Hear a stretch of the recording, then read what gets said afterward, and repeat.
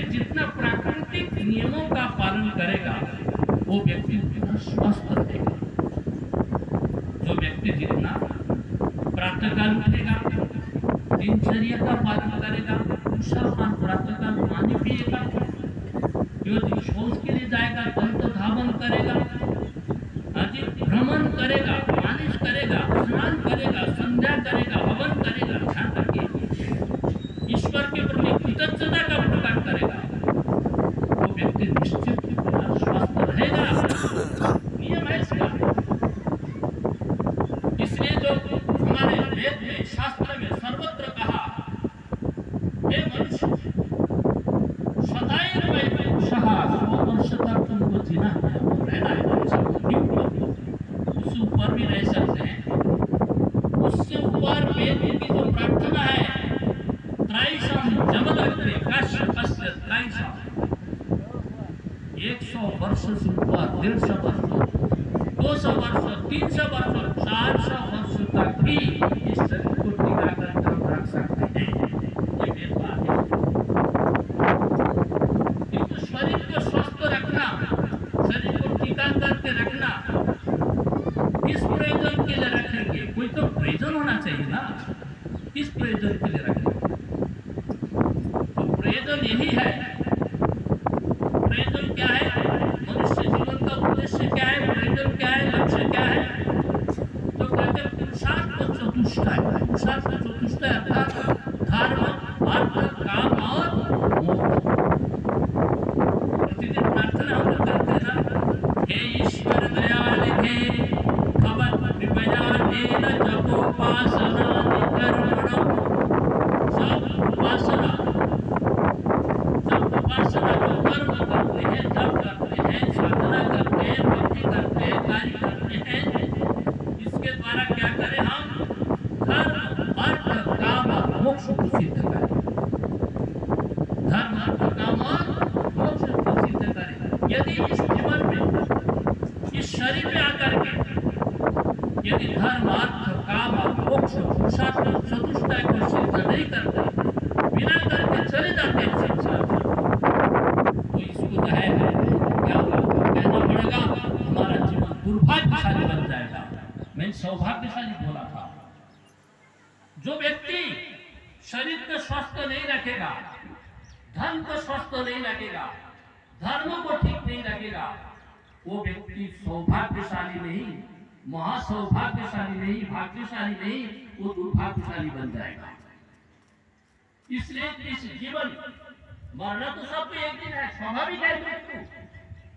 मृत्यु हमारी जो निश्चित है, मृत्यु ऋषे द्विपदम, मृत्यु ऋषे चतुष्पदम, मृत्यु ऋषे द्विपदम, मृत्यु ऋषे चतुष्पदम, तस्मात् त्वं मृत्युर्गोपतिरुद्धरामि सभाविभेद।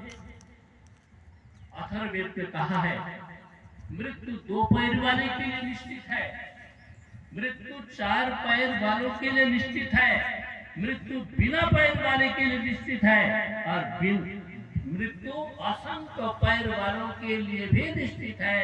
इसलिए हे मनुष्य, मृत्यु जब निश्चित है, जो अवधि आपको प्राप्त हुई है, ध्यान रखिए, कार्य करने का, कर्म करने का, उसमें मनुष्य तुम धर्म, अर्थ, काम और मोक्ष की ओर बढ़ो। मोक्ष की यात्रा क्या?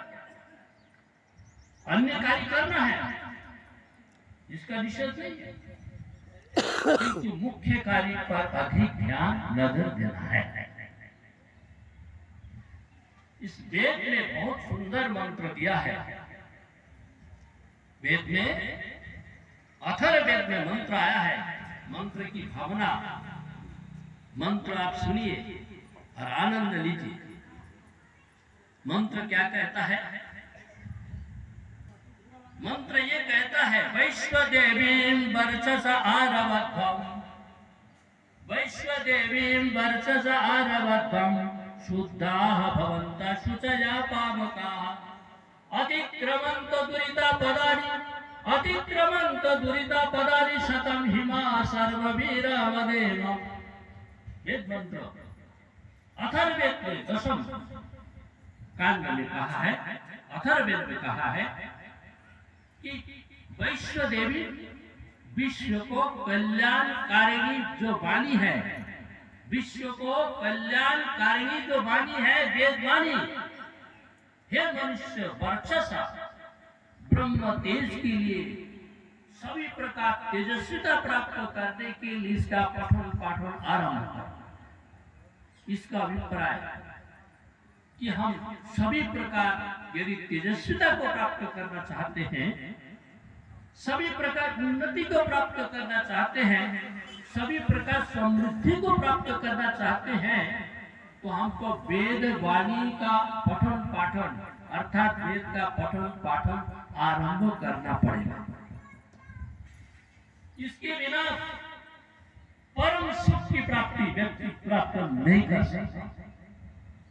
इसलिए ऋषि दयानंद ने वेद का पढ़ना पढ़ाना, सुनना सुनाना सब आर्यों का कौन सा धर्म माना है? परम धर्म माना है। और परम धर्म से परम सुख की प्राप्ति होती है। जो व्यक्ति परम धर्म का पालन करेगा वो परम सुख को प्राप्त करेगा या नहीं, बताइए? परम धर्म का पालन नहीं कर रहे हैं, इसलिए परम सुख की प्राप्ति नहीं कर रहे हम लोग। इसलिए का आरंभ हे मनुष्य धिक्त प्रति उसका वेद का स्वाध्याय पठन पाठन आरंभ करो। जो व्यक्ति परम सुख को प्राप्त करना चाहते हैं वो परम धर्म का पालन करना प्रारंभ करें। ध्यान रखिए, जीवन में धर्म ही हमको इतना सुख प्रदान करता है।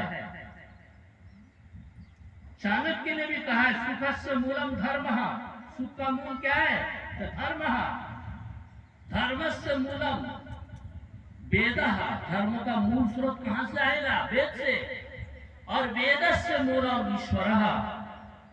सुख का मूल क्या है? धर्म। धर्म का मूल है वेद और वेद का मूल है ईश्वर। बताइए, इसलिए जो व्यक्ति धर्म का पालन करेगा वो व्यक्ति वेद के पठन पाठन करेगा। जो व्यक्ति वेद का पठन पाठन करेगा वो व्यक्ति ईश्वर की स्तुति वंदना प्रार्थना अवश्य करेगा। और जो व्यक्ति ईश्वर की स्तुति पर जो है वंदना करेंगे वो व्यक्ति परम सुख को प्राप्त करेगा या नहीं, बताइए? सुख को यदि प्राप्त करना चाहते हैं तो ईश्वर को जो है हमको जानना पड़ेगा, ईश्वर के वास्तविक स्वरूप को।